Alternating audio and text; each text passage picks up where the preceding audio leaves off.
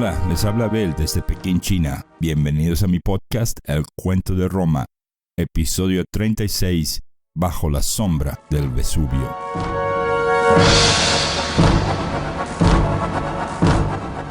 Serpiente, tú eres la serpiente. Cobarde, te enseñaré quién es el cobarde aquí. ¿A que no te animas? Cuando Decio quiso dar un paso hacia adelante, corazón latiendo como un tambor, chocó contra el piso de tierra seca bajo su cama. Dolorido y dando un insulto, el cónsul despertó de su sueño. En ese sueño, el volcán mismo le hablaba a Decio, expulsando miles de serpientes de fuego y amenazando al ejército romano. Uno de los dos morirá antes de la puesta del sol, eran las palabras del volcán que aún bailaban en la cabeza de Decio cuando éste le contó el sueño a Manlio Torcuato. Normalmente Torcuato siempre prestaba profunda atención a los sueños de su co-comandante porque eso era algo que los romanos tomaban muy en serio. Pero esta vez Torcuato no respondía. Boquiabierto y mirando a Decio en terror, a Torcuato no le salían palabras. ¿Qué te pasa?, preguntó Decio. Un volcán escupiendo serpientes no es algo demasiado fuera de lo común en un sueño. Decio, yo también soñé que el volcán me llamó cobarde. ¿Cómo?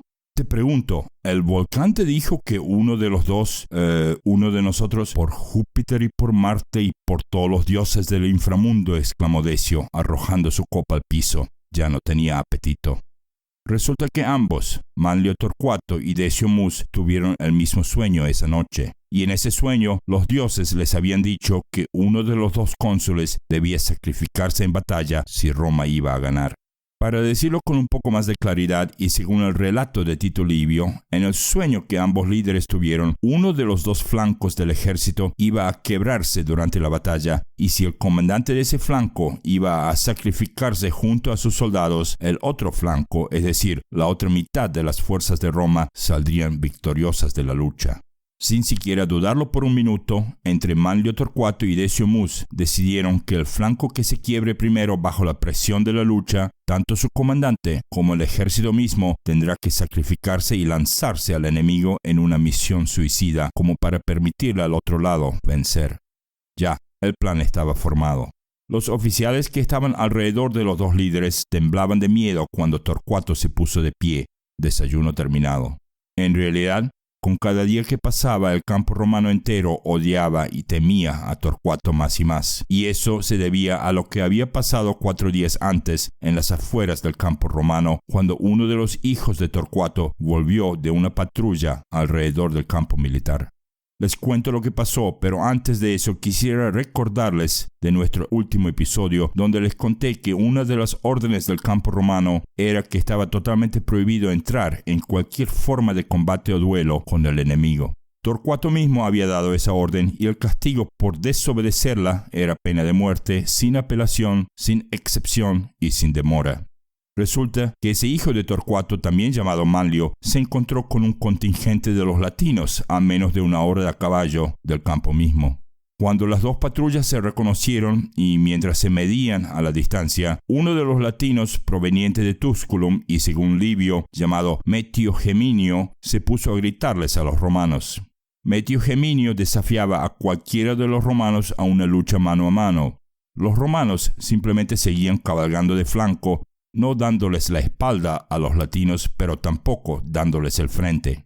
Como al minuto, ese latino reconoció que Manlio era el más destacado dentro del grupo de los romanos y comenzó con insultos personales en contra del muchacho. Entre otras cosas, el latino le gritó uno de los insultos más comunes en esa época en el mundo militar, entre romanos y latinos, y ese insulto era una referencia a las habilidades femeninas del hijo de Manlio Torcuato. El joven Manlio recordaba las órdenes dadas por su padre, pero los insultos continuaban. Serpiente, tú eres la serpiente.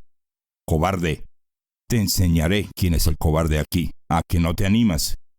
Lo que sucedió a continuación fue el resultado de la destreza militar del joven Manlio, a pesar de que el hombre de Tusculum era mucho más alto y mucho más fuerte que el romano. En menos de lo que se necesita en subir las escalinatas al monte Capitolino desde el foro, Manlio mató y degolló a Metio Geminio y luego decidió llevar la cabeza del latino como su recompensa del enfrentamiento. Con la cabeza del latino, ya no insultando a nadie, las dos patrullas decidieron seguir sus caminos y al rato la patrulla volvió al campo romano. «Padre», Manlio agitaba la cabeza del latino en la punta de su lanza, rodeado de gritos, risas y aplausos de la patrulla y de los soldados en el campo a medida que éstos se iban dando cuenta de lo que había pasado. Pero el padre del joven no veía ese trofeo como causa de risas, sino como causa de una desobediencia que necesitaba ser corregida. Y el viejo Manlio Torcuato decidió corregir esa desobediencia. El joven Manlio fue arrestado frente a sus propios hombres y enfrente al ejército entero, y fue atado a un poste por lictores por órdenes directas del cónsul romano. Sin siquiera mover un músculo de la cara, Torcuato les ordenó a los lictores a castigar a su hijo, primero con las varas y luego con el hacha. Así es, una hora más tarde, el joven Manlio fue decapitado públicamente frente a las tropas del campo romano por la transgresión. Y desde ese día el ejército romano aborrecía y temía al cónsul romano. Como un comentario personal, veremos que el flanco de Manlio Torcuato peleó en la próxima batalla con tanta más disciplina y con tanto más furor que a veces me pregunto si eso no era por el temor infundido por el viejo Torcuato después de ver cómo el viejo decidió ejecutar a su propio hijo. Ahora, volvamos a la batalla que estaba a punto de empezar y para eso comenzamos así. Estamos en el año 339 a.C. o, según los romanos, en el año de Tito Manlio Torcuato y Publio Decio Mus. Y antes de comenzar la parte cinematográfica de la batalla misma, quiero mencionar 4 palabras aquí que nos harán falta para entender un poco mejor los eventos. Estas 4 palabras son: 1. Los asteros. También llamados astati en latín, estos eran una clase de infantería en los ejércitos de la República Romana. Eran los hombres más jóvenes y pobres de la legión, los cuales solo podían permitirse equipos modestos para cumplir con su labor como la infantería ligera. 2. Los príncipes. Los príncipes eran soldados de cierta veteranía. En la disposición de Damero de la legión republicana, se situaban detrás de los astati y entraban en combate inmediatamente después de ellos. Se supone que después del desgaste del adversario a manos de los asteros, si estos no habían sido capaces de romper las líneas enemigas, los príncipes debían adelantarse y relevar a los asteros con el peso principal del combate, y de ahí es que tienen el nombre de príncipes. Ellos eran la parte principal de un combate. 3. Los triarios. Los triarios eran los legionarios veteranos en la organización de la legión romana en tiempos de la República. Los triarios eran mucho menores en número al resto de la infantería de línea. En la formación clásica de la legión republicana se mantenían en última línea como reserva para caso de crisis.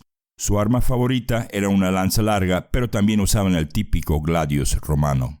En la antigua Roma existía un dicho: la pelea llegó a los triarios. Y eso se refería a situaciones que se ponían muy peligrosas en referencia a la situación difícil en que una legión debía verse para tener que usar a estas tropas de reserva. En otras palabras, la pelea llegó a los triarios era algo así como hoy en día el agua llegó hasta aquí, o algo como ese partido fue a los penales.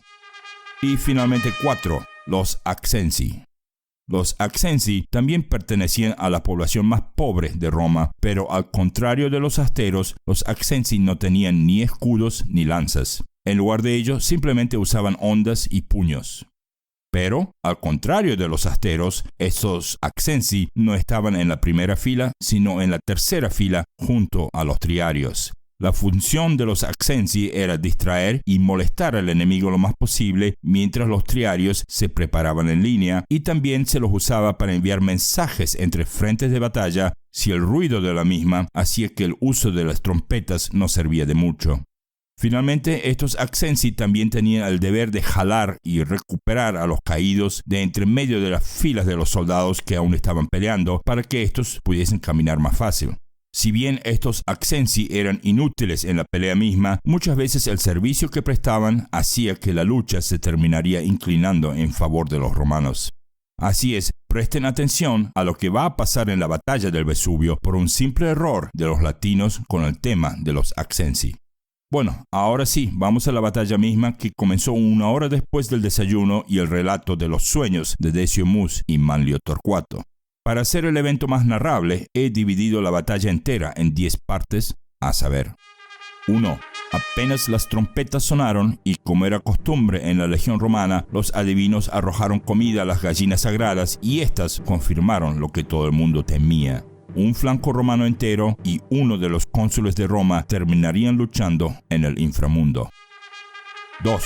Decio Mus salió cabalgando del lado izquierdo del ejército romano y Torcuato del lado derecho. En otras palabras, Decio estaba del lado del volcán y Torcuato del lado del mar, siendo que se enfrentaban en una dirección sur-suroeste. 3. Los latinos empezaron a apretar las filas de ambos lados, pero durante el primer choque ninguno de los dos perdió un solo metro. Uno de los flancos de Torcuato estaba desplegado unos 100 metros atrás por las irregularidades del terreno, mientras que las tropas de Decio se vieron frente a frente con las lanzas de los latinos. 4. Los cilicinos, quienes por medio de un ataque de noche no habían dormido mucho, cayeron primeros. Esto le permitió a Torcuato crear una fila más ancha y al mismo tiempo mantener la profundidad de sus falanges. A Decio esto no le daba ni ventaja ni desventaja, pero sus tropas comenzaron a quebrarse por 2 razones. El extremo de la fila se encontraba en dificultad con el terreno levemente inclinado y la caballería de los latinos amenazaba romper la fila de los asteros de Decio mucho más pronto de lo que ambos anticiparon. 5.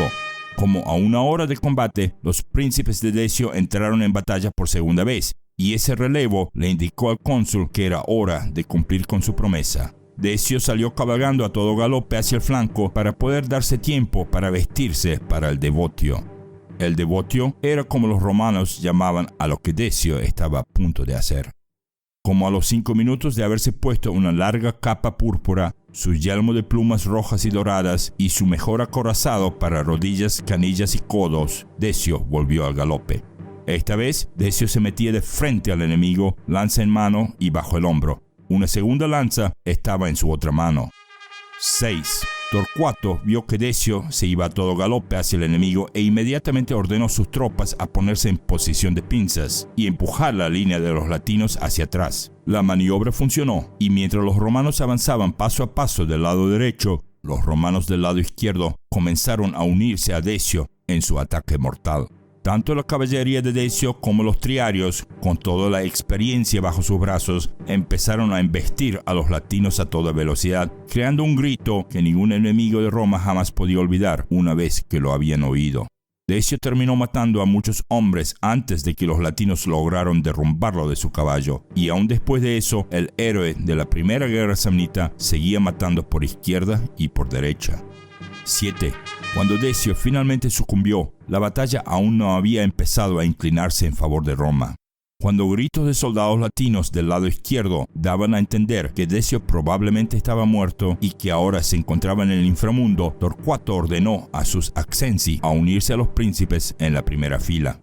Cuando la fila de los Axensi comenzó a avanzar, el general de los latinos, mirando desde un montículo y creyendo que Torcuato había mandado a sus triarios al frente, decidió enviar a los suyos al frente también.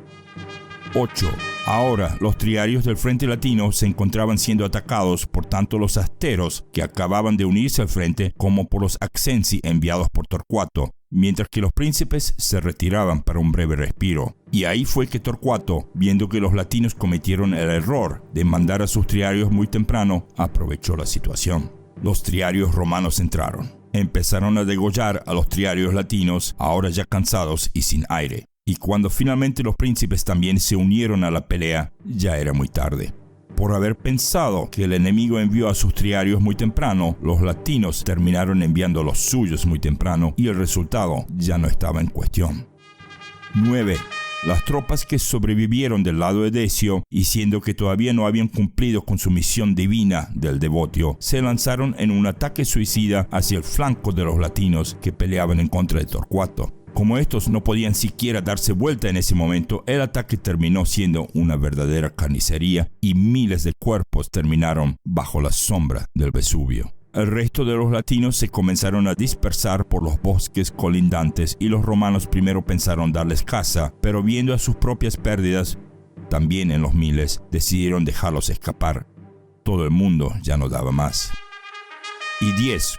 Cuando Torcuato envió a los soldados a buscar el cuerpo de Decio Mus y cuando el recuento de caídos en la batalla comenzó, los romanos se dieron cuenta que terminaron matando a más de 3/4 de los latinos, a más del 90% de los campanios y a la totalidad de los siricinos y auruncios. El recuento de los volscos no fue claro en lo que los historiadores escriben, pero sabemos por historia que de los volscos volveremos a oír más pronto de lo que realmente queremos. Y en nuestra saga familiar tenemos que tanto Falvio, el yerno del noble Annio de Tusculum, como Espurión, el nieto de Aeliana, lucharon del lado de Roma. Falvio tuvo un año muy intenso y, entre otras cosas, había visto la caída y asesinato de su propio suegro en las escalinatas del Senado de Roma. Resulta que cuando el viejo Annio hizo una segunda visita al Senado de Roma y aún tratando de evitar una guerra frontal entre latinos y romanos, este fue acompañado por Falvio. Cuando salían del Senado, el viejo, nuevamente indignado y enfurecido por el tratamiento que los romanos le dieron, tropezó por las escalinatas y cuando llegó al fondo ya estaba muerto.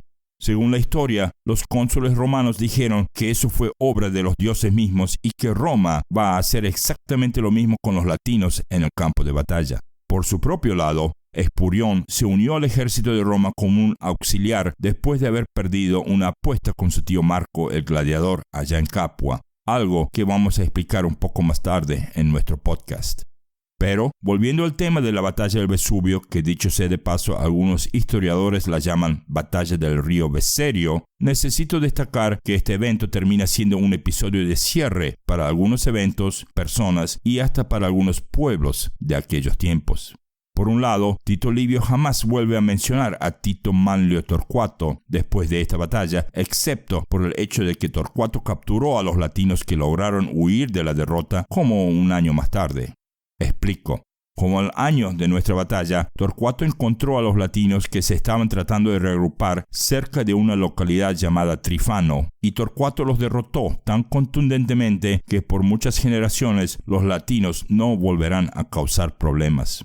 Algunos historiadores cuentan que cuando Torcuato entró al Lacio después de esa batalla de Trifano, la gente le salía al encuentro y se le arrodillaba en los caminos. Otros dicen que los latinos fueron sorprendidos por Torcuato y que por eso la batalla fue tan aplastante. Pero, aparte de eso, ya no veremos mucho más de Torcuato.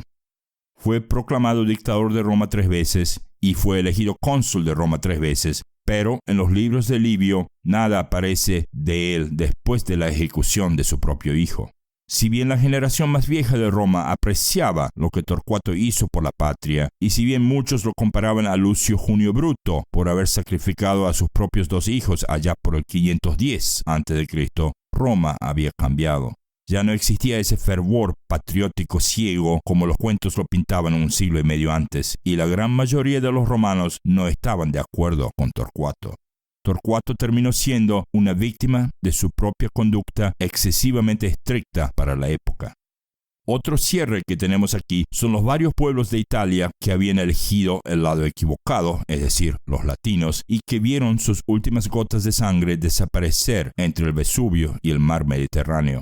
Siricinos, auruncios y hasta en gran parte los campanios mismos dejaron de ser, históricamente hablando, lo que eran antes de la batalla del Monte Vesubio. En cuanto a los latinos, los romanos los volvieron a tomar como sus ciudadanos y en su típica conducta romana, los pueblos de los latinos fueron castigados o dados privilegios dependiendo de qué lado habían peleado. Pero en general, Roma trató a los latinos con generosidad, asegurándose un amigo para el futuro. Roma ahora estaba lista para su próximo episodio, y ese episodio era la expansión de Roma misma dentro de Italia. Colonias nuevas fueron creadas por todos lados y colonias existentes fueron rellenadas con más y más romanos.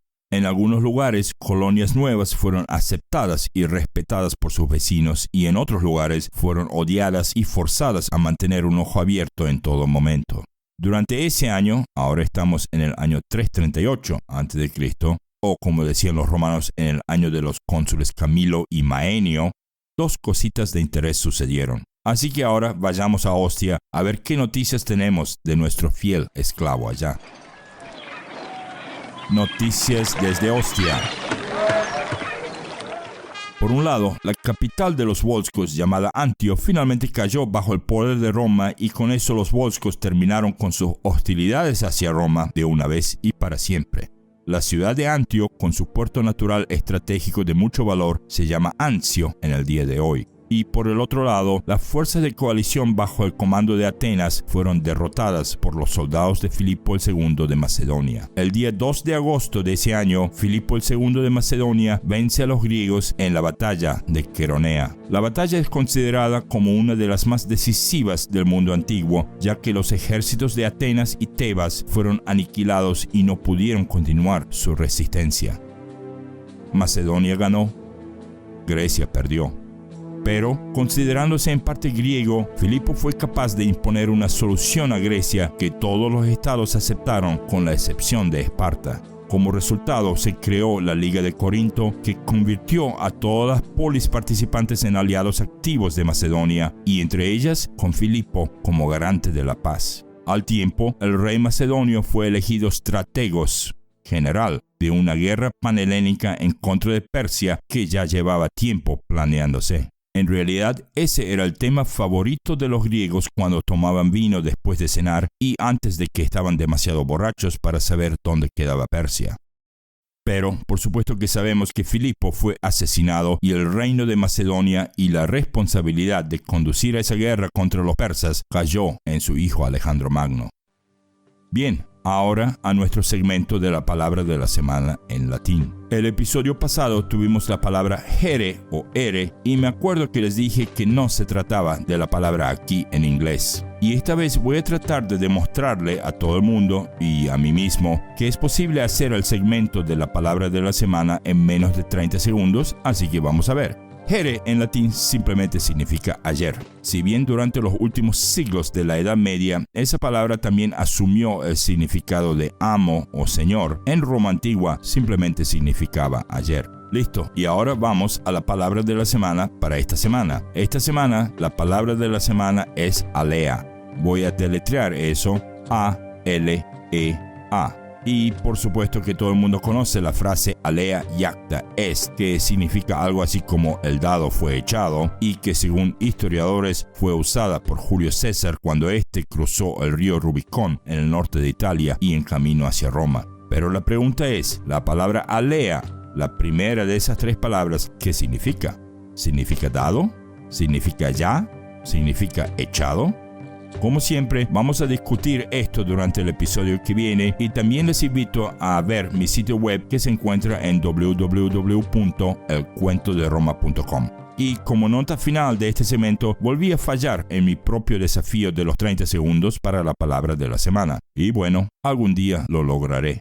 Bueno, volviendo al tema de Roma y a ver qué es lo que nos falta. Tenemos que durante el año siguiente, es decir, el 337 a.C., Roma obtendrá un pretor de origen plebeyo por primera vez en su historia. Estoy hablando de un hombre llamado Quinto Publio Filón, quien también fue el segundo dictador de Roma de origen plebeyo, después de nuestro ya conocido Cayo Marcio Rutilo, del cual hablamos en nuestro episodio de las montañas samnitas. Poco a poco, los romanos iban cambiando y esos cambios incluían las vidas de tanto patricios y plebeyos, así como los esclavos de aquellos patricios y plebeyos.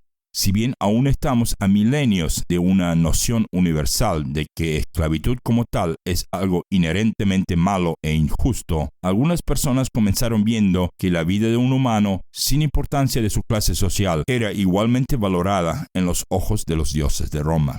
Cuando una tarde el bebé de una esclava de origen volsco en la casa de Aeliana casi se cayó en un pozo de agua que la casa poseía ahora, Aeliana comenzó a escribir de un tema que por un largo tiempo iba dando vueltas en la cabeza, pero que Aeliana no podía entender: salvación eterna. Resulta que una de sus nietas que jugaba al lado de ese bebito le dijo a Aeliana que bueno, si ese bebé se caía en el pozo y si moría, era un esclavo nada más.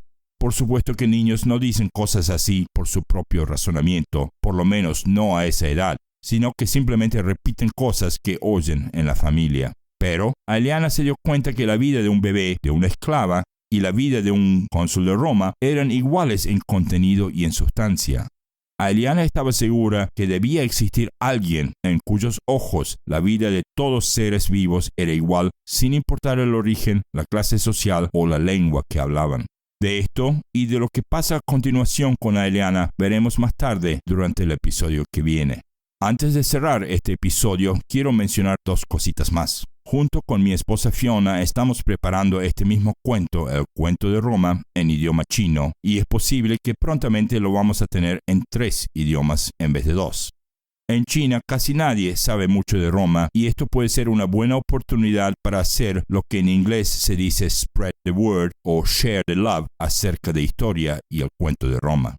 La otra cosita es que este episodio comenzó con palabras que fueron repetidas 2 veces durante este mismo episodio y esto fue a propósito literariamente hablando. La gran mayoría de agentes o casas que publican novelas aconsejan que nunca jamás hay que comenzar una novela o un capítulo de una novela con un sueño. Escritores dicen que esa regla es algo como un pecado cardinal en literatura. Yo pues hoy quebré con esa regla. Me siento muy bien. Ok, el episodio que viene vamos a meternos otra vez en contra de los samnitas porque finalmente estamos en las puertas de una de las derrotas más famosas de Roma, las super famosas orcas caudinas. Y es por esto que nuestro episodio que viene se llama episodio 37, las orcas caudinas. Gracias por escuchar y hasta el episodio que viene.